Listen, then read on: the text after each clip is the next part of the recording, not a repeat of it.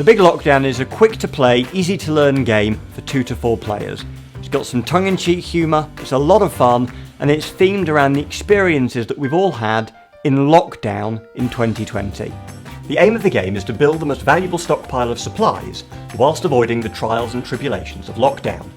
In the previous video I explained that at the heart of the Big Lockdown are 3 decks, and each one is different and has a different purpose. The indoors deck, the outdoors deck, and the supplies deck. In this video I'm going to go into a little bit more detail and talk about how you can be eliminated from the game before you value up your stockpile. And speaking of stockpile, let's start with the supplies deck.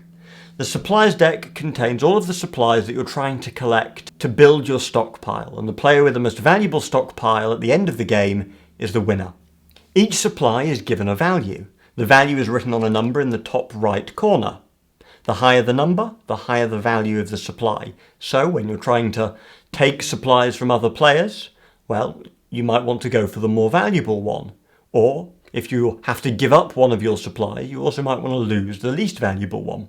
The one card you don't want to find in the supplies deck is the all sold out card. We all remember how the shops were empty and how frustrating it was. Well, we thought, wouldn't it be lovely to include that in the game? So if you've been told you can draw 2 supplies, and one of them is an all sold out card, then I'm afraid you've drawn your 2 supplies, but that all sold out card is just a waste. It goes into the discard pile, and you're just going to have to live with the frustration. The indoor deck is full of defensive cards, but it's also full of cards that will take away your supplies. These are impact cards, and we'll talk about those in more detail in another video. Also indoors, you'll find much fewer infections, which is a good thing, but you'll find it more difficult to get supplies. Outdoors, there are loads more opportunities to get supplies. There are cards that will allow you to attack other players and mess with their strategies, but you'll also find many more infection cards, and these can eliminate you from the game. So let's talk a little bit about the infection card and how you handle it when it comes up. As you're playing from any of the decks, although more likely from the outdoors deck, you might draw the infection card. And this says that you have been exposed to infection. It also tells you that if you have infection prevention, you can discard this and continue playing. You've been protected from the infection. If you have infection prevention, great. You can discard that, discard the infection card, and continue with your turn. If you don't have infection prevention, the card tells you what to do as well.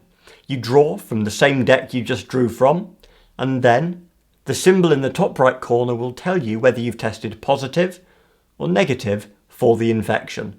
If you test positive for infection, it means that you have got the infection, and unfortunately you are eliminated from the game. However, the game only lasts for a maximum of 15 minutes, so you can be dealt into the next hand and be playing again soon. If you test negative, it means you don't have the infection. You can discard the infection card, and you get to keep the card that you drew to test whether you are positive or negative.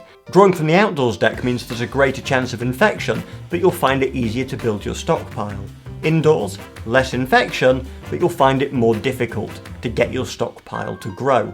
As you can see, the game is about balancing risk, and the choices you make are easy to understand, but really do have an impact on the outcome of the whole game.